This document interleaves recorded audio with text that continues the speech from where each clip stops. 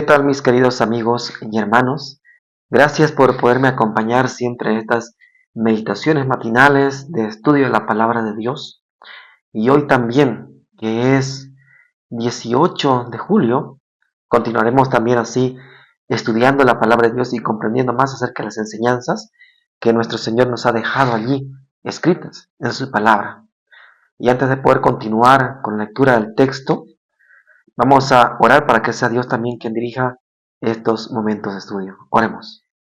Padre bendito que estás en los cielos, Señor, te damos gracias por tu gran amor, por tu infinita misericordia, Señor. Pedimos siempre que tú nos puedas acompañar y guiar en todo momento. Perdona, Señor, nuestros pecados. Líbranos, Señor, del mal. Y ayúdanos, Señor, a comprender tu palabra, Señor. Te lo pedimos en este nombre de Jesús. Amén. En el libro de Primera de Timoteo, el capítulo 2, el versículo 5, la palabra de Dios nos dice lo siguiente. Pues hay un solo Dios y un solo mediador entre Dios y los hombres, Jesucristo, hombre. En este texto, ¿qué es lo que nos quiere mencionar el apóstol Pablo a nosotros? En el texto original, que está en griego, una traducción más cercana a lo que es, el escrito originalmente, nos diría de esta manera. Uno, porque Dios uno, también mediador de Dios y de hombres, hombre ungido, Jesús. O sea, ¿qué nos está queriendo decir en sí el texto si nosotros lo tomamos directamente del texto original? O sea que hay un mediador. Este es un mediador que viene de Dios y también es un mediador de los hombres. ¿Quién? Aquel que fue ungido para ser este mediador entre Dios y los hombres. ¿Quién es? Jesús. En otras palabras, como nosotros sabemos también, y vamos a ir aquí también comentando algunas cosas más, nuestro Señor Jesucristo cuando vino a este mundo, Él vino en representación de su Padre Celestial. Así también, Él hoy en día representa a la humanidad, a los elegidos, ante su Padre. Vamos a ir primeramente a qué es lo que nos dice aquí la matinal en este día. Nos dice así, en la obra intercesora de Cristo, el amor de Dios se reveló en toda su perfección a los hombres y a los ángeles. Entonces, miren, cuando Cristo ocupa esta obra intercesora, tanto el amor de Dios se revela en toda su perfección, tanto a quienes, a los hombres como a los ángeles. En otras palabras, era necesario que se conozca realmente lo que es el amor de Dios, o sea, en otras palabras, el carácter de Dios. ¿Por qué? Porque Satanás, el enemigo, puso en tela de juicio el carácter de Dios. Y él mismo tanto ante los ángeles, como también así ante los hombres. Él muestra o trata de revelar a un Dios severo, un Dios autoritario, un Dios sometedor, un Dios que aplasta. Pero Cristo muestra realmente lo contrario a eso. Un Dios lleno de amor y misericordia, un Dios paciente, un Dios de orden, un Dios justo, muestra totalmente algo muy diferente a lo que Satanás expone ante la humanidad y que muchos hoy en día han creído. Así también como muchos ángeles fueron engañados en el cielo, hoy en día muchos seres humanos, que lastimosamente se creen también así como estos ángeles, super genios, super intelectuales, super poderosos, han terminado también confundidos. Y terminan confundiendo también a otros incautos, débiles, que no estudian, que no se alinean con las enseñanzas de Dios, más prefieren creer a las fantasías del intelecto humano. Pero Cristo vino a revelar claramente quién es el Padre realmente, y cómo Él actúa, cómo Él obra. Y mediante Él representó al Padre, y eso lo dice a sus discípulos en Juan 14. Y también hoy en día nos representa a nosotros ante el Padre. Eso lo dice el libro de Hebreos, eso lo muestra el sacerdocio levítico, lo muestra eso. El ejemplo allí, ahora hoy en día el libro de Hebreos, si aplicado al ministerio de Jesucristo en el santuario celestial, revela aquello. que Él nos representa a nosotros allí ante el Padre. En otras palabras, Él intercede por nosotros. Ahora, viendo esta parte, así más que todo, la parte del mediador, Él se presenta ante el Padre como un representante de la raza humana, ya que Él tomó la humanidad y de esa manera, hoy en día, Él ocupa ese lugar como representante nuestro. No es necesario misas, no es necesario sacrificios, no son necesarios intercesión de supuestos santos, que eso es pura mentira, un invento satánico, que la iglesia del romanismo hoy en día enseña. Nuestro Dios no necesita absolutamente nada de eso. ¿Por qué? Porque el único que puede tomar ese lugar y el único que ha hecho el sacrificio completo, el único que hace la ofrenda completa, es solamente nuestro Señor Jesucristo. Él es el gran sumo sacerdote, que aboga hoy en día en nuestro favor, como lo dice el apóstol Pablo en el libro de Hebreos, en la carta a los Hebreos. Y podéis presentar vuestro caso al Padre por medio de Jesucristo. En otras palabras, todas nuestras oraciones, nuestros ruegos, el arrepentimiento también por la contrición del corazón al sentir y al conocer y al entender que hemos deshonrado a Dios y hemos traicionado a Dios y hemos herido a Dios, entonces todo eso tiene que ir dirigido hacia dónde? Al cielo claramente, pero ¿mediante quién? Mediante el Hijo. Por eso Jesucristo cuando enseñó a orar a sus discípulos le dijo que terminen orando o pidiendo en su nombre. Por eso él dice, todo lo que pidiereis al Padre en mi nombre, Él lo hará. ¿Por qué? Porque Él ya desde ahí se estaba presentando como ¿qué? Como el intercesor entre Dios y los hombres. Cada oración, como hemos mencionado todo esto, debe estar dirigido ¿hacia dónde? Hacia Cristo. Por eso Pablo también en el capítulo 12 de Hebreos nos dice que pongamos nuestros ojos en Jesucristo. De este modo tenemos acceso a Dios mediante Cristo. Y a pesar de nuestros pecados, nuestro caso no es desesperado. O sea, no está perdido. En otras palabras. ¿Por qué? Porque el mismo el apóstol Juan en su carta nos dice, hijitos míos, estas cosas os escribo para que no pequéis. Pero si alguno hubiere pecado, abogado tenemos para con el Padre a Jesucristo el justo. No es que el apóstol Juan estuviese incitando a que, o sea, pequemos porque Cristo siempre nos va a perdonar. No, no es esa la situación, sino que si alguno hubiere pecado en tiempo pasado, abogado tenemos para con el Padre a Jesucristo el justo.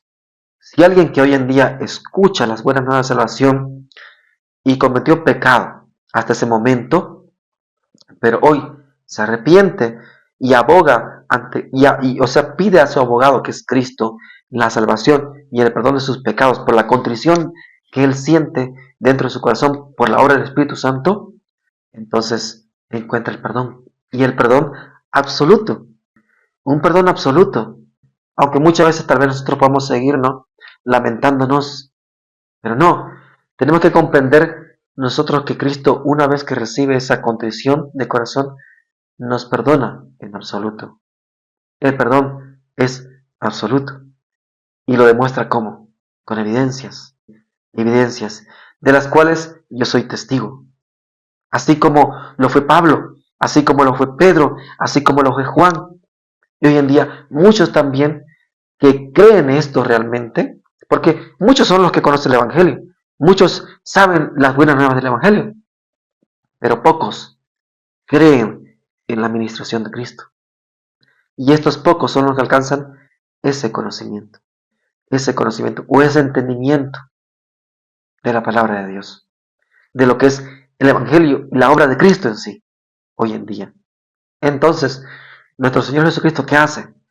Él nos presenta ante su Padre vestidos en la ropa blanca, pero de su justicia, no nuestra. Por eso, nadie puede salvarse por las obras de la ley. Nadie puede llegar a ser perfecto. Eso es un error. Nadie puede justificarse con justicia propia. Y eso lo dice Pablo, y se lo aclara incluso a los romanos. Cuando le escribe la carta a los romanos, en el capítulo 10, él le dice cuál era el problema de los judíos. Y Pablo le dice en el versículo 2 y el 3 le dice lo siguiente, miren.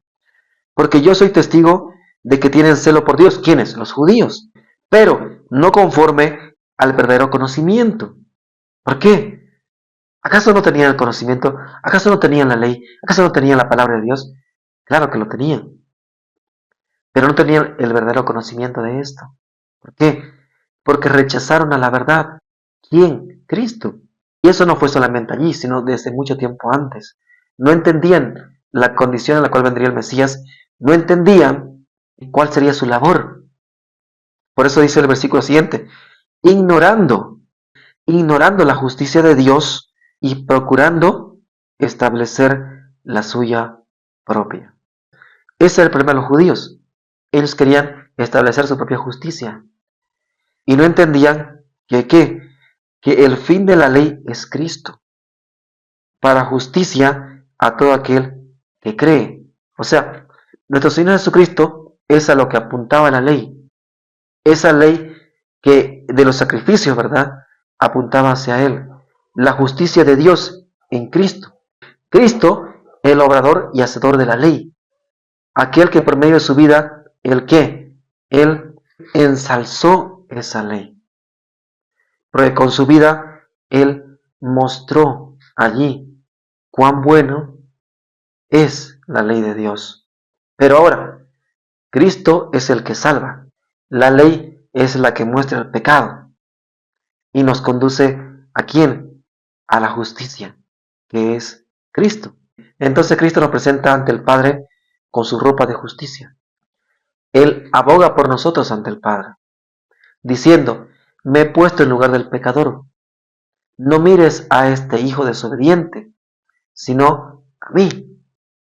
Eso es lo que hace Cristo en el cielo.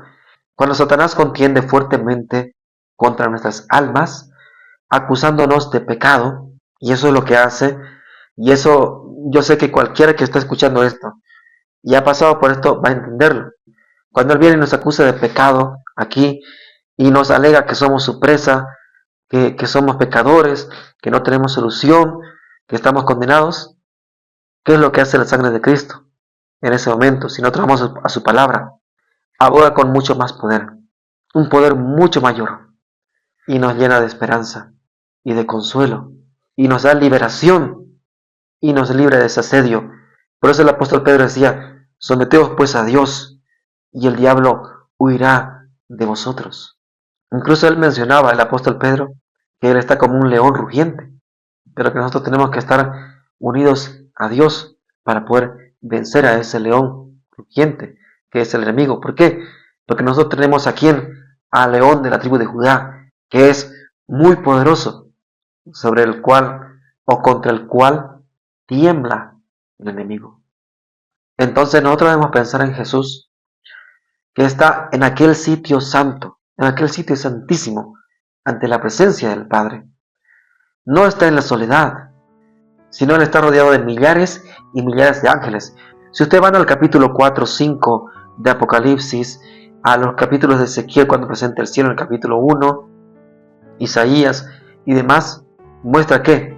Muestra a nuestro Señor Jesucristo rodeado por muchos ángeles. Un trono con 24 ancianos, que eso incluso es un número simbólico. Seres vivientes allí, que están allí. Ángeles también, que en coro alaban el nombre de Dios, que dicen santo, santo, y eso lo encuentran tanto en el capítulo 4, 5, capítulo 12 de Apocalipsis. Van a ver eso. Cristo no está solo. Hay muchos ángeles allí. ¿Y saben para qué están esos ángeles allí?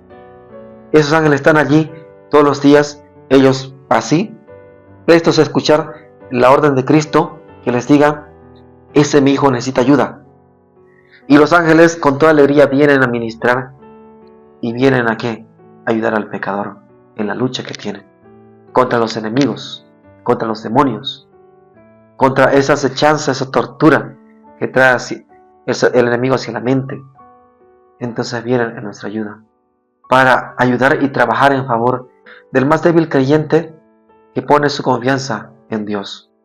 La misma ayuda hoy en día está a disposición de humildes y también encubrados, de ricos y pobres.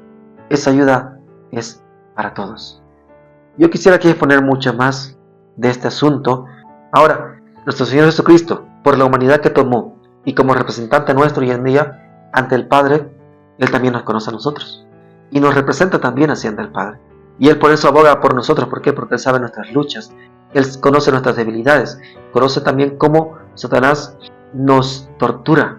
Por esa razón, su labor de sacerdote, su labor de sumo sacerdote intercesor ante el Padre es efectiva, porque Él es aquel que venció y hoy en día está en los cielos. El Hijo de Dios y el Hijo del Hombre, al mismo tiempo, divino y humano, representante de Dios y representante de la humanidad. ¡Qué gran noticia! ¡Qué gran evangelio! Dios hecho hombre y glorificado y recibido en gloria ante el Padre, hoy nos representa y siempre mediará por nosotros, aquel que nos representa ante el Padre, Jesucristo el justo, aquel que aboga y lucha por los hijos de su pueblo, por aquellos que han escuchado su llamado y hoy son elegidos para la salvación.